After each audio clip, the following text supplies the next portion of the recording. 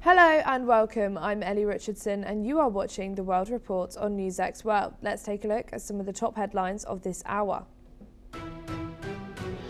Hillary Clinton tells a congressional panel that she has no knowledge of Jeffrey Epstein's crimes and calls for President Donald Trump to testify under oath about his past association with the financier. She testifies behind closed doors as Bill Clinton prepares to appear after both agree to comply with the subpoena from the Epstein investigation while denying all wrongdoing. Iran offers to help facilitate dialogue between Afghanistan and Pakistan after Islamabad declares open war on the Taliban and launches airstrikes on Kabul following border clashes. Foreign Minister Abbas Araghchi says Tehran stands ready to assist talks to reduce tensions and promote cooperation between the two neighbours. The United States and Iran make progress in talks over Tehran's nuclear program, Oman says, but end hours of negotiations without a breakthrough amid a massive US military buildup and threat of possible strikes. Mediator Oman confirms both sides will resume discussions after capital-level consultations, with technical talks set for next week in Vienna following meetings in Switzerland. Ukrainian and US officials meet in Geneva for post-war reconstruction talks despite a deadlock with Russia, as Kyiv seeks to finalize key settlement details at a trilateral meeting next month. Top negotiator Rustem Umerov says participants speak with President Vladimir Zelensky after the session, which follows a night of Russian attacks on Ukrainian infrastructure. Netflix says it will not raise its takeover offer for Warner Brothers Discovery, effectively ceding the media giant to a rival bid from Paramount Skydance.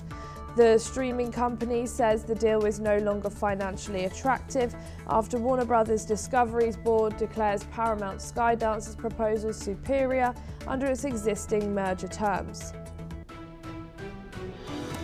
A US official says at least 2 Americans are on a speedboat fired upon by Cuba's Coast Guard, leaving one dead and another injured off the island's northern coast. 4 people were killed and 11 wounded in the incident, with officials saying others on board included a US visa holder and a possible legal permanent residence. Denmark will hold a parliamentary election on March the 24th, Prime Minister Mette Frederiksen announces, amid a surge in support over her stance against US pressure on Greenland. Frederiksen has rallied European leaders against President Donald Trump's renewed interest in annexing the Arctic island, with polls suggesting the dispute boosts her popularity despite domestic cost of living concerns. Britain's ruling Labour Party loses a key Manchester by-election to the left-wing Green Party, with official results dealing a fresh blow to Prime Minister Keir Starmer. Green candidate Hannah Spencer wins in Gorton and Denton with nearly 15,000 votes as Labour falls to third place behind Reform UK in one of its traditional strongholds. And for your top stories this hour, former President Bill Clinton is set to sit for a closed-door deposition as part of a House Republican investigation into Jeffrey Epstein, a day after former Secretary of State Hillary Clinton testified. House Oversight Committee Chairman James Comer said it took months to arrange the Clintons' depositions, describing the process as difficult, but saying lawmakers are now prepared to ask extensive questions. Comer claimed that Bill Clinton flew on Epstein's private plane at least 27 times and that Epstein visited the White House multiple times during Clinton's presidency. The former president has previously acknowledged flying on Epstein's plane, but has maintained he was unaware of Epstein's criminal activities. Hillary Clinton, who testified a day earlier, denied ever meeting Epstein and accused Republicans of politicizing the investigation. Lawmakers are expected to question Bill Clinton about his past association with Epstein, as well as fundraising connected to the Clinton Global Initiative. The depositions mark a significant development in the ongoing congressional probe. We are now going to Matthew Vadum, who's a journalist and author, joining us from Washington, D.C. Thank you so much, Matthew, for joining us here today on NewsX World. How significant are these allegations regarding the Clintons after reported flights on Epstein's private planes and Epstein's visits to the White House? And what standard of evidence should lawmakers apply in assessing these claims? How do you think these next round of talks are going to go?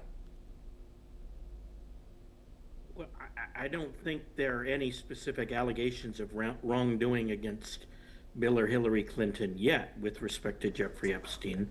What they are being called on the carpet for is for their close association with the notorious sex trafficker. Jeffrey Epstein went and visited Bill Clinton in the White House something like 17 times. And, that's something that Bill Clinton has to answer for. He has to explain, what was the purpose of the meeting. But in itself, that is not proof, that Bill or Hillary Clinton did anything wrong.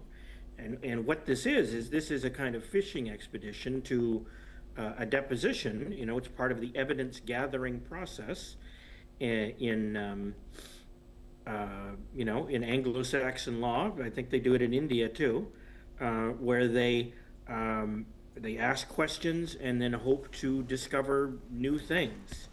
And that's what they're doing right now. They're seeing if there is anything that they can use in their investigation of Jeffrey Epstein, or in any potential investigation against Bill and or Hillary Clinton, to see if they did anything wrong. It's a little hard. We don't have any proof Bill Clinton did anything wrong, sexually, but the man is a sexual degenerate, and I don't think any reasonable person would deny that. It's likely. It's entirely, I wouldn't say likely, that's not fair. It's entirely possible that he did something wrong, but we don't have any proof of it, and we're going to have to wait to see if what Bill Clinton says leads to any specific allegations. And, the Clintons have fought this every step of the way until fairly recently, because they didn't want to testify about Jeffrey Epstein. But eventually they saw that it was inevitable, and they waved the white flag and they agreed to testify. And we'll have to see if there's anything there relevant to Jeffrey Epstein's wrongdoing. And I can tell you, Bill Clinton is a pretty wily character, so he's definitely not going to make it easy for the committee to dig up any dirt on him. So. Don't get your hopes up that they're going to discover a smoking gun that they can use against Bill or Hillary Clinton.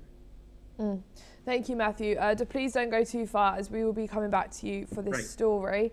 We're now being joined by Mark Sutherland, who's a geopolitical commentator, joining us from London. Thank you for joining us here for this story, Mark. As lawmakers prepare to question Bill Clinton about both his association with Epstein and fundraising linked to the Clinton Global Initiative, what broader questions does this raise about transparency and oversight of powerful political networks? Ellie, you and I need about 6 hours in that conversation, and I completely concur where Matthew is coming from and the remarks that he has made, e.g. we need proof. But let's just go over a few things. When presidents are getting painted wearing a blue dress and red shoes, it means that we have a number of questions to ask. When presidents like Bill Clinton, the conversation should be, what about Kathleen Wiley, Janika Broderick, Jennifer Flowers, and Monica Lewinsky?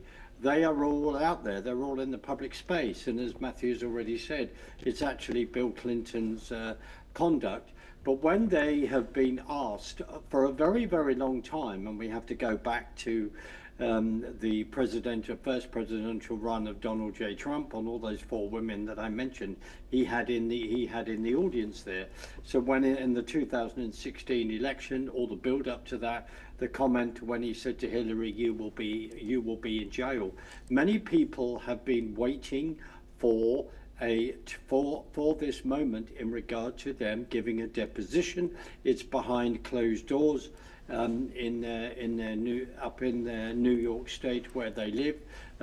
Remember this, the point where she had a server in that particular apartment outside the department, basically the equivalent State Department of the Foreign Office that she was working for. There is so much around these people.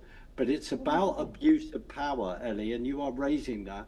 And people do want answers, and they want those answers now, and they want to hold people accountable, Ellie. Absolutely. Thank you, Mark. Don't go anywhere, as we will be coming back to you during these. Breaking news now. House Oversight Committee Chairman James Comer said Hillary Clinton deferred numerous questions to her husband during her closed-door deposition, calling the moment a historic day for Congress. Speaking outside the Tribeca Performing Arts Center, Comer said the committee is committed to questioning some of the most powerful figures in the country as part of its ongoing investigation linked to Jeffrey Epstein. Comer emphasized that no one is currently being accused of any wrongdoing, but said the American public deserves answers. He noted that during her testimony, Hillary Clinton redirected at least a dozen questions to former President Bill Clinton, telling lawmakers they would need to ask him directly. According to Comer, the committee already had an extensive list of questions prepared for Bill Clinton, and that list expanded following his wife's testimony. We're now being rejoined by Matthew. Thank you for joining us back here for this. What does Hillary Clinton's decision to defer multiple questions to Bill Clinton during her deposition suggest about how Congress is approaching accountability in the Epstein probe? I don't know what it says about Congress, but I know that it says a lot about her, that she's an obstructionist, and that this is not a stupid woman, and she remembers a lot, and I don't believe that she needed to defer so many questions to her husband. I just don't buy it. This is not a stupid person with a bad memory. I don't think she has dementia or Alzheimer's or anything like that. She's a crafty political, Machiavellian operator. If she doesn't want to answer a question, there's a damn good reason. Hillary Clinton is endlessly corrupt. More so probably than her husband. This is a woman who, as Secretary of State, used to demand a fee through her aide de camp, Huma Abedin, in order to gain access to her, a fee to be paid to Clinton-related philanthropies. So, Hillary Clinton is endlessly corrupt, but that doesn't mean that she did anything wrong with respect to Epstein. The fact that she's not answering certain questions, I guess it doesn't prove anything when you don't answer a question, but it certainly suggests to most people that she has something to hide. Now, I don't know how Congress could have done anything differently. All they can do is subpoena her, and they've done that. And she appeared for the deposition in her hometown of Chappaqua, New York, a fancy hoity-toity suburb of New York City, where I think George Soros also lives, by some strange coincidence. And she I don't know how Congress could have done anything differently. All they can do is press her to answer questions, and she answered some of them, and she declined to answer other ones. Whether the committee is going to make more progress with Bill Clinton, I expect he will. He's not he's a clever fellow, but I don't think he's as slippery as his wife is. So, you may get some real answers from Bill Clinton today during his deposition. Thank you, Matthew. Stay with us, please, as we will come back to you later. Some more breaking news. Democratic Congressman Robert Garcia has called on President Donald Trump to testify before the House Oversight Committee, arguing that Republicans have set a new precedent by compelling a former president to appear for questioning.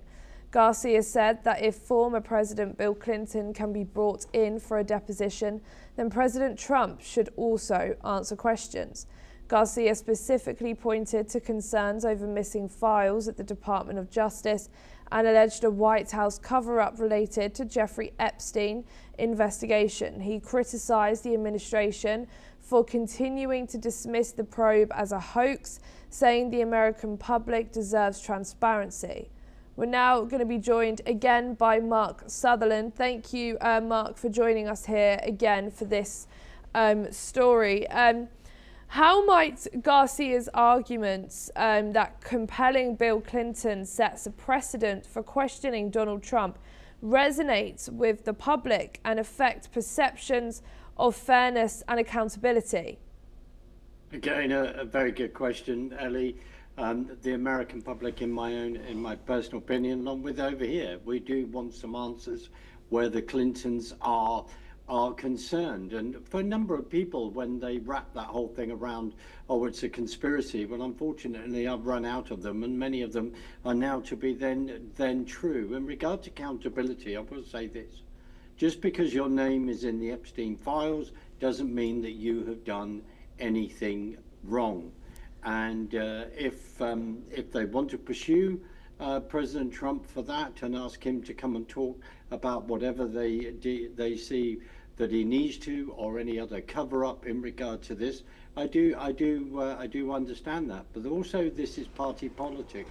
Remember that in a few months' time, we're coming up to the midterms. This is always crucial. It always says that the incumbent party may not do well within those midterms as well. So that is all at play. But as Matthew has said, there is huge history in regard to the Clintons. Whether we go back to Vince Foster, whether we go back to them trying to make money out of hiring out the Lincoln bedroom in the White House, and we could just go on. And remember, when they left the White House, basically they were bankrupt, and then suddenly they have their foundation and all this money arrives. The other woman that maybe should be on the stand is Uma Abedin. They should be asking her about what she has seen in the past. But I understand totally what you're saying. This Costa will be saying that because it will be tit for tat, and this is what we are then seeing. My concern, as we're putting all our attention to that, what is also going on out there in regard to the world, in regard to what we see in Iran, etc. What else is people going to put through in regard to the news cycle, in regard to hiding things? But as Matthew has said, people do need to be held to account, and there are a lot of skeletons, I believe personally, within the Clinton skeleton cupboard. So we will wait and see, and also we will wait and see how the White House deals with these calls and the accusations that they then say, well, President Trump should be in trial. Well, we just quickly have to remember the amount of lawfare that the Democrats have put him through over the last 4 years, and including all the Jan 6 committee and all the Jan 6 prisoners as well that were then released. E.g., it's a complete battle for power. And do people actually believe in the Constitution of the United States, or do they just believe that because they're in a position they can then abuse the power that they have been given? And I say that they should not be abusing that one iota. Ellie.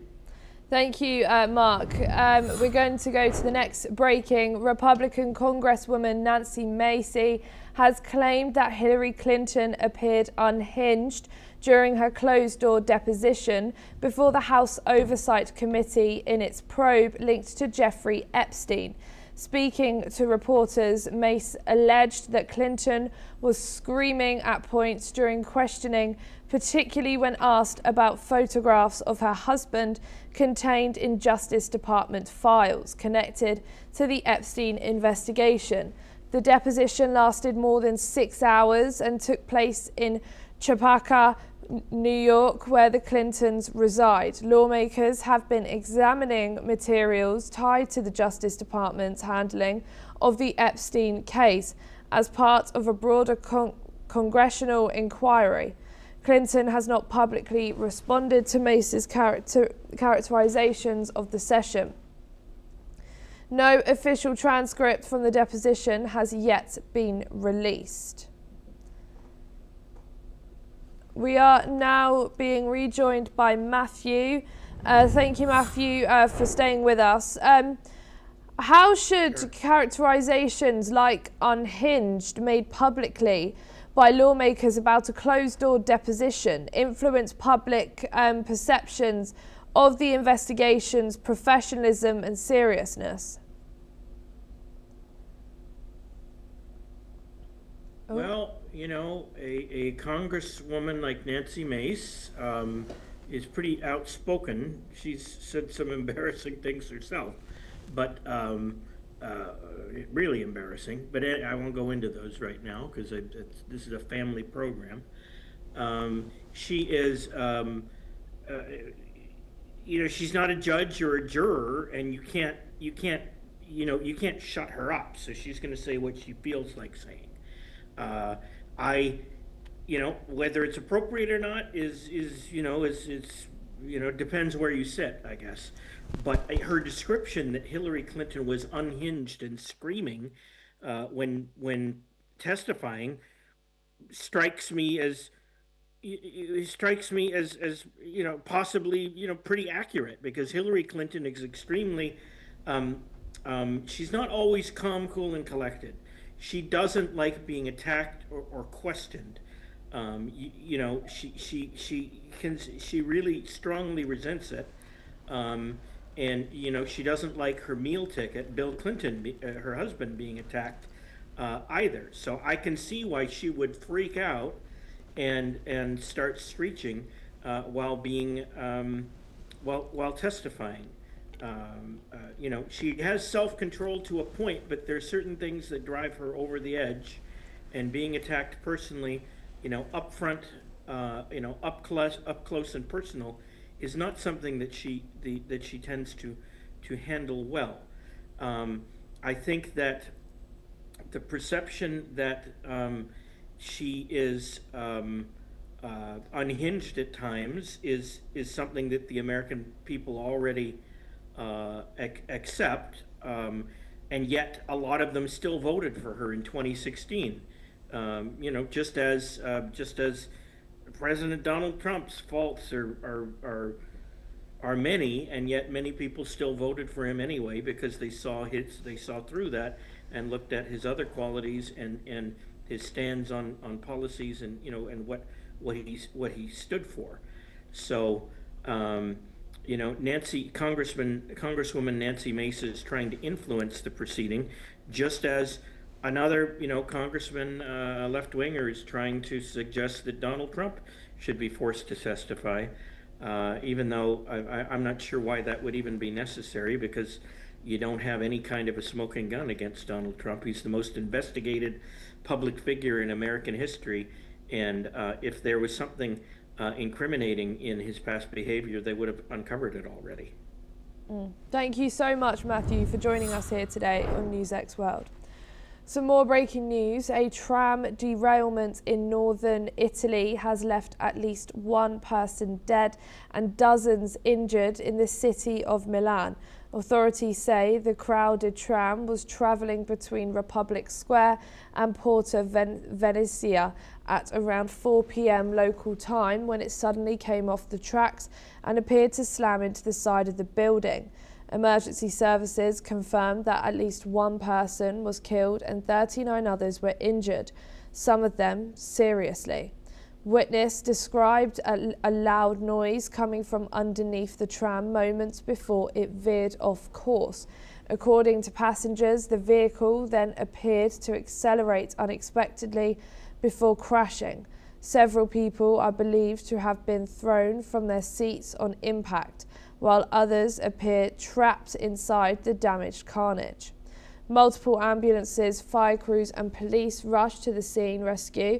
Workers have been working to free those still caught in the wreckage and to secure the area.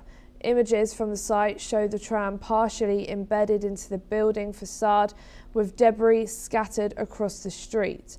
Local authorities have launched an investigation into what caused the derailment. Early reports suggest a possible mechanical failure, though officials say it's too soon to determine the exact reason. Transport services in the area have been suspended as forensic teams examine the tracks and the tram itself. Further updates are expected as officials assess the full extent of the casualties and the damage. US Secretary of State Marco Rubio is set to hold talks in Israel on Monday, with Iran expected to be top of the agenda. The State Department has announced. The visit comes as the United States continues a significant military build-up in the region amid rising tensions with Tehran. According to State Department spokesman Tommy Pigott, Rubio will discuss a range of regional priorities, including Iran and Lebanon, as well as ongoing efforts to implement President Donald Trump's 20-point peace plan for Gaza. The diplomatic engagement follows heightened speculation about a potential US strike on Iran as Washington reinforces its military presence in the Middle East. Meanwhile, Israeli army spokesman Efi Durin says the army is operating in full coordination with its partners in order to strengthen its defensive posture. Listen in. גם השבוע אנחנו ערים לתחושת אי-הוודאות ולמתח השורר בציבור לאור ההתפתחויות האזוריות. לכן היה חשוב לי לדבר איתכם ואליכם. צה"ל עוקב באדיקות אחר המצב באיראן ודרוך ומוכן להגן עליכם. אנחנו פועלים בתיאום מלא עם שותפינו, במטרה לחזק את ההגנה. כוחות צה"ל דרוכים ומוכנים כדי שאתם תוכלו להמשיך We are now being rejoined by Mark Sutherland. Thank you for staying with us and being back here on NewsX World. Thank you. How might Rubio's discussions in Israel influence US policy coordination with Israeli leadership on potential threats from Iran?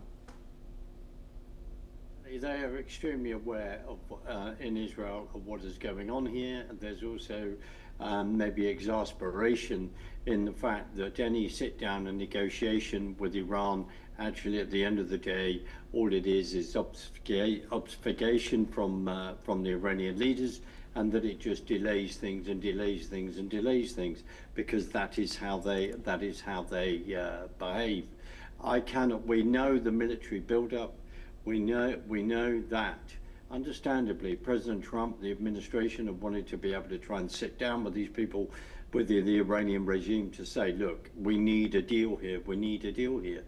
But actually, in my humble opinion, the Iranians will not be interested in any deal. And look at the backdrop. This is the most important backdrop. Over the last few weeks, we have seen a minimum of 35,000 Persian citizens of Iran killed on the streets there. Absolutely despicable. That figure could be far, far greater. Some people have even talked about 80,000, 100,000. Many people injured, and many young people that have also been shot in the eye, etc. So against this backdrop of behavior, the the regime in Tehran thinks that this is a perfectly acceptable way to behave is disgusting. But I'm sure these discussions behind closed doors are not revealing people's actions and what's going to happen next. Thank you, Mark. Sorry, we're just running out of time, but it's a pleasure speaking with you. French Foreign Ministry advises French not to travel to Israel, Jerusalem, West Bank following security situation in Iran, adding that they recommended French citizens present there to be vigilant, prudent and identify shelters. This comes after the military build-up around Iran as Iran-US negotiations take place. Israel is already on high alert, and now, according to reports, US Secretary of State will travel to Israel on the 2nd of March. Pakistanis have expressed outrage after Afghanistan's recent attacks, especially given the country's history of sheltering Afghan refugees. In Karachi, residents called the attacks shameful, while in Lahore it was emphasised that Pakistan expected gratitude, not aggression. This escalation follows Defence Minister Khawaja Asif's declaration that Pakistan is now in open war with Afghanistan after Afghan forces targeted Pakistani border posts and military installations. In retaliation, Pakistan launched airstrikes on Taliban posts in Kabul, Quetta and Paktia, along with clashes along the border. Public sentiment widely supports Pakistani's military actions, despite conflicting casualty reports. Let's listen in to what some of the residents of Pakistan had to say. जब अफगानिस्तान के लोग आपस में लड़ रहे थे, एक दूसरे के कत्ल गारत कर रहे थे, उस वक्त पाकिस्तान ने उनको पनाह दी और लाखों अफगानियों का बोझ उठाकर अपने मुल्क में तकलीफ सही, लेकिन अफगानी मुसलमान भाइयों को उनकी जगह दी। इंतहाई शर्मनाक है कि वो इंडिया और इसराइल के साथ मिलकर इंडिया और इसराइल की ईमा पर जो है अफगानिस्तान पाकिस्तान पर हमला आवर। बात तो सीधी सी है, देखें जब कोई पत्थर आएगा बाहर से तो उसका जवाब तो देना ही पड़ेगा। पाकिस्तान एक सॉवरन स्टेट है, हमारी कौम की भी बड़ी तवक्कुआत हैं। बॉर्डर से कहीं से भी अगर कोई ऐसी हरकत होगी तो अफवाज पाकिस्तान ने हमेशा उसका मुंह तोड़ जवाब दिया है और आइंदा भी कोई भी ये उम्मीद ना रखे कि कोई ऐसी कोई हरकत करेगा और हम खामोश बैठे रहेंगे। Cambodia reclaims treasures. Cambodia has welcomed back 74 ancient artifacts that were looted and smuggled out of the country during years of conflict and illegal trade.